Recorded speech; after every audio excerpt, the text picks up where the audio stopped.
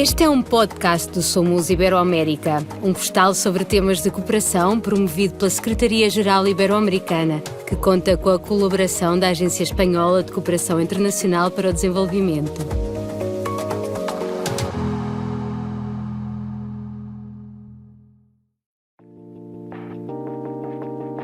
O nosso podcast de hoje é protagonizado por duas mulheres comprometidas que, a partir de diferentes âmbitos sociais, trabalham diariamente para conseguir um mundo mais justo, com oportunidades para todos e todas, que não deixe ninguém ficar para trás. A vontade do Chat21 veio quando a minha filha nasceu, Maíra, que tem síndrome de Down, e eu fiquei com essa vontade, eu tive a necessidade de me conectar com outras famílias, né, que tinham filhos com síndrome de Down, porque o que os médicos me contavam não saciava a minha curiosidade. Como era a qualidade de vida, o dia a dia, o que eles faziam, porque eu não conhecia ninguém que tinha filhos com síndrome de Down. Depois do nascimento da Mayra, a Gabriela viveu a solidão e a desorientação de quem não tem com quem partilhar uma experiência semelhante. Para acalmar este sentimento, surgiu a ideia do Chat21, uma aplicação que conecta famílias que convivem com o síndrome de Down. É tão pouco que me deu vontade de fazer uma iniciativa que aproximasse essas famílias, né, que recebem um diagnóstico, com outras famílias que já estavam com os filhos grandes. A iniciativa da Gabriela teve uma resposta quase imediata. Descobriu, como imaginava, que havia muitas mais famílias que faziam as mesmas perguntas, que passavam pela mesma situação, com a necessidade de partilhar um processo para o qual ninguém as tinha preparado.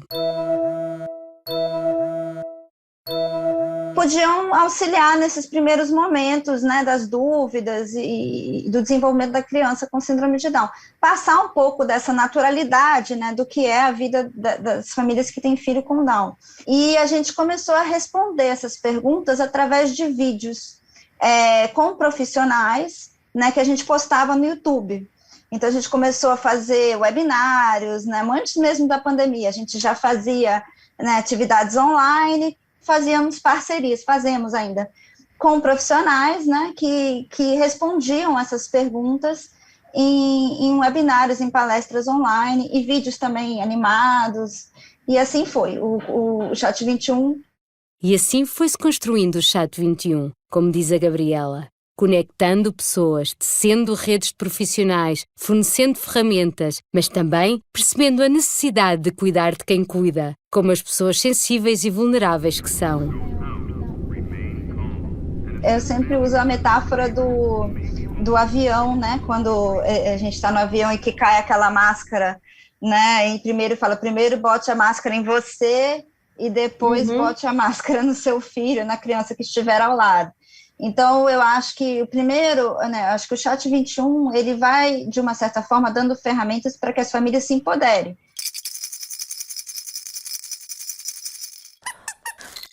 Tudo começa mesmo antes do nascimento, o dia em que recebes uma notícia que nunca esperaste e que te obriga a repensar tudo de novo. Abre-se um novo panorama que cada mãe e pai precisa descobrir. O tom da Gabriela convida a fazê-lo em positivo, com a esperança inerente a cada princípio e sabendo que não estás só. A primeira dificuldade mesmo começa pela mãe, né, na aceitação de uma maternidade que ela não esperava. De repente, vem uma criança com uma deficiência intelectual, né, que vai necessitar de terapias e apoio para que ela se desenvolva. A mãe tem que acreditar que ela é capaz, né, de ajudar a criança a se desenvolver, né, de maternar normalmente, como todas as mães. Então, as famílias entram e buscam uma maneira de se comunicar, né, com a mãe, para que ela entenda que ela não está sozinha, que, né, eu me lembro de eu sentir muito isso, que eu era a única mãe de criança com síndrome de Down. A Gabriela desmonta uma série de preconceitos associados à síndrome de Down. O primeiro, achar que todos e todas são iguais, como se pudessem ser tratados exatamente da mesma maneira. Não ter Down não significa que seu filho não vai demandar de você, né? Não ter down não significa que né, não vai fazer nada. Então, cada um é um indivíduo, né? E a gente tem que olhar a pessoa, né? Independente da síndrome. O que existe é um preconceito, né, social, e que traz barreiras, né, para que essa criança se insira na sociedade. Além das próprias famílias, além das boas intenções, a Gabriela aponta como prioridade a necessidade de formar profissionais especializados. E muitas vezes os próprios profissionais que estão ali não têm uma especialização, não têm uma profissionalização, e acaba que eles também não sabem, não estão qualificados, falta principalmente uma informação humanizada, né? E qualificada e atualizada acima de tudo. Não é suficiente cuidar e acompanhar aqueles que convivem com a síndrome de Down. É preciso consciencializar a sociedade para poder tomar as decisões justas para as pessoas que necessitam de uma atenção especial e para as que a providenciam. Inevitavelmente, também há que responsabilizar as empresas. O recurso da maternidade, né, para você sair do trabalho para poder licença maternidade, e mesmo assim é muito pouco, porque um bebê com síndrome de Down, ele, né, necessita de algumas, né,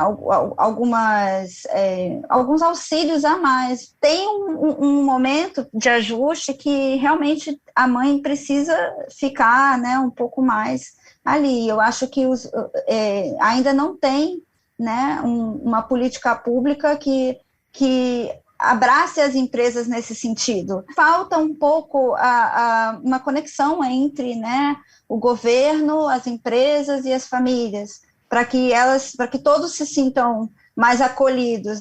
O cuidado e a integração das pessoas com necessidades especiais para que sejam realmente eficazes devem ser abordados a partir de posições estruturais, o que transferiria iniciativas como a do Chat 21 ao âmbito público. Uma responsabilidade partilhada com toda a sociedade, o sonho da Gabriela. Eu gostaria que o Chat 21 se tornasse uma política pública. Eu acho que é o sonho de todo inovador social, que esse portal consiga ser um portal de informação, de conexão, que consiga conectar todas as famílias aqui no mundo inteiro, em várias línguas e vários idiomas. Antes de passarmos à próxima convidada, não podemos despedir-nos da Gabriela sem perguntar sobre o papel que a sua filha Mayra desempenha no projeto. Não, a Maíra, eu falo que ela é minha sócia, né? Porque sem ela nada disso teria acontecido. Então, todo prêmio que a gente recebe, toda situação que envolve o Chat 21, eu tento fazer com que ela vá. Se não fosse por ela, a gente não estaria aqui. Uma gratidão enorme que eu tenho a ela de poder realmente, assim, ela ser um instrumento, né, motivador, o que motivou chegar a tantas famílias, fazer tanta coisa, né? Meu sonho é também que a gente possa expandir, empregar pessoas com síndrome de Down, que ela também efetivamente participe das decisões, né? Aqui a gente tem esse ditado, né, que fala nada sobre nós sem nós. Então, não dá para você fazer um projeto desse tamanho sem ter as pessoas com deficiência, né, no caso, com síndrome de Down, também trabalhando, né, participando efetivamente.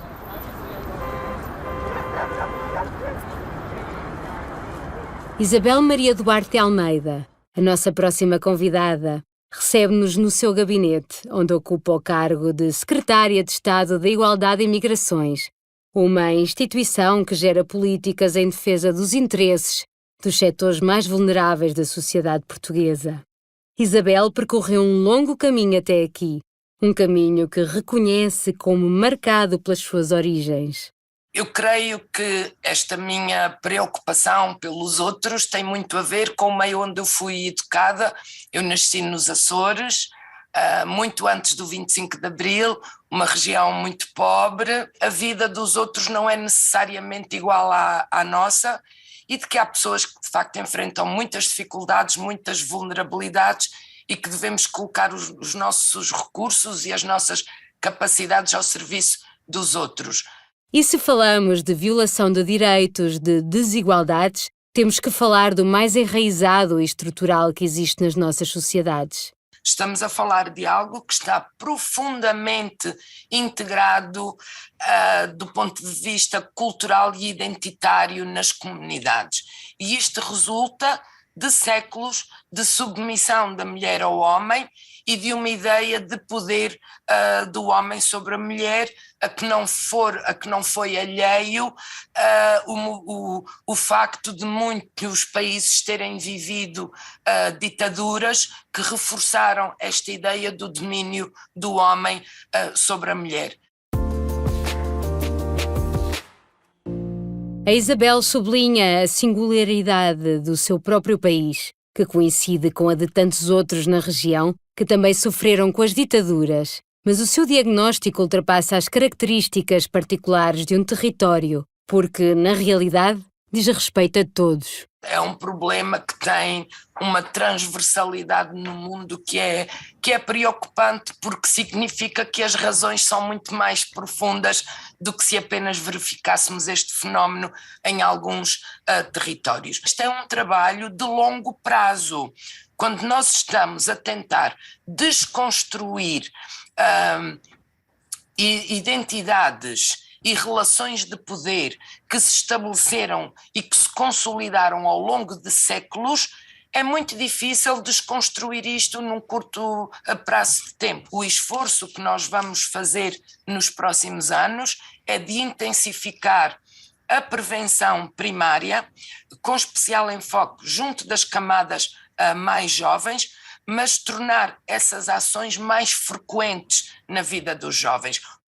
Uma questão que, além de fecundar estereótipos, mostra a sua cara mais feia nas áreas que deveriam ser mais protegidas. Isabel pede que se alce a voz contra os silêncios que protegem a violência doméstica, para evitar que estes comportamentos continuem a ser perpetuados e passados de geração em geração. Ao nível da igualdade, preocupa-nos de forma muito especial a violência doméstica, porque sem prejuízo de nós termos conseguido quebrar o muro do silêncio, estabelecer uma rede de apoio às vítimas, que hoje em Portugal cobre já 95% do território. A verdade é que nós não conseguimos ainda reduzir o número de agressões. Vamos focar muito na prevenção primária, particularmente junto das novas gerações, uma vez que nós assistimos a um fenómeno muito preocupante de normalização da violência e da aceitação entre as camadas mais jovens. Nós sabemos que uma mulher pode levar em média 10 anos até reconhecer que é vítima de violência doméstica. Num homem, precisamente por causa da questão dos estereótipos e das masculinidades, esse período pode ir até 20 anos. O que significa que, como isto não é observado logo no início do conflito, a violência tenderá a escalar e depois muitas vezes acaba, infelizmente, com um assassinato. Reconhecer-se como vítima pode ser o primeiro passo. Afastar a vergonha e o estigma social para colocá-los do lado certo, do lado daqueles que atacam, especialmente no caso de grupos que sofrem violência de forma tão recorrente que acabam por normalizá-la. Obviamente que continuaremos a trabalhar para uma igualdade de oportunidades para todas as pessoas, e isso significa a nossa capacidade de ter respostas especializadas para determinados públicos. Nós temos na nossa rede respostas especializadas para mulheres vítimas de violência doméstica, homens vítimas de violência doméstica, crianças, mas também para pessoas LGBT ou pessoas trans. Outro dos grandes desafios das sociedades modernas, em termos de justiça social e igualdade, é a presença de um outro e como encaixa com as populações autóctones, entendido como um benefício mútuo.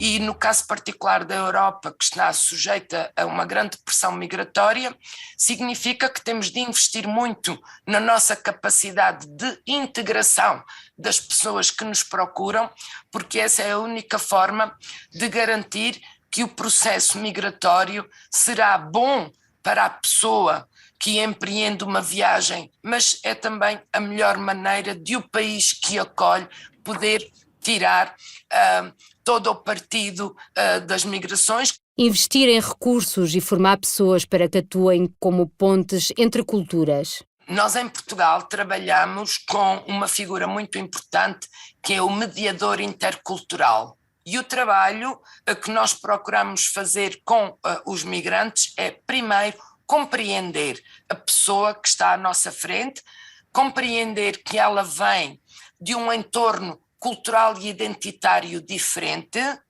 e que é preciso fazer o encontro entre as duas culturas no profundo respeito pelos direitos humanos. A existência desta figura do mediador intercultural é muito importante porque ele acompanha os migrantes no acesso aos serviços essenciais, mas tem este papel de compreender onde é que pode haver esse desencontro de culturas e definir uma estratégia para que a compreensão mútua aconteça sem conflito. Dentro das populações migrantes, há aqueles que ainda sofrem uma dupla vulnerabilidade, identificada principalmente em grupos de mulheres e crianças, alvos prioritários de máfias e organizações dedicadas ao tráfico de seres humanos. Os grupos mais vulneráveis nas migrações são as mulheres e as crianças, desde logo porque ficam numa situação de grande vulnerabilidade perante as redes, quer as redes de auxílio à imigração ilegal, quer as redes de tráfico de seres humanos. Isto significa que nós temos que fazer um grande esforço de promover uma migração regular e segura, por oposição aos movimentos migratórios impulsionados pelas redes de auxílio à imigração ilegal. Há o risco de serem traficadas, há o risco de serem abusadas de diversas formas, porque muitas vezes este tráfico pode destinar-se à exploração sexual, mas pode, por exemplo, também destinar-se à exploração laboral. O combate ao tráfico de seres humanos, o combate à exploração sexual laboral e até o tráfico para depois comércio de órgãos, infelizmente é uma realidade que também acontece. Combater estes fenómenos tem que ser um esforço integrado de todos os Estados.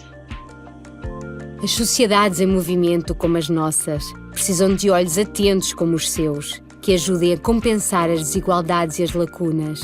Políticas públicas que atuem a níveis locais, dentro de um quadro mais amplo de ações globais. A colaboração entre países e regiões, como diz a Isabel, é nos dias de hoje essencial quando enfrentamos problemas derivados de um mundo que entre todos e todas estamos a tornar cada vez mais pequeno.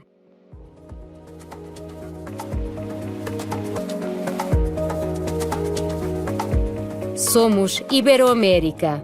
É um espaço aberto a pessoas e instituições, criado para dar visibilidade e difundir os avanços produzidos na nossa região.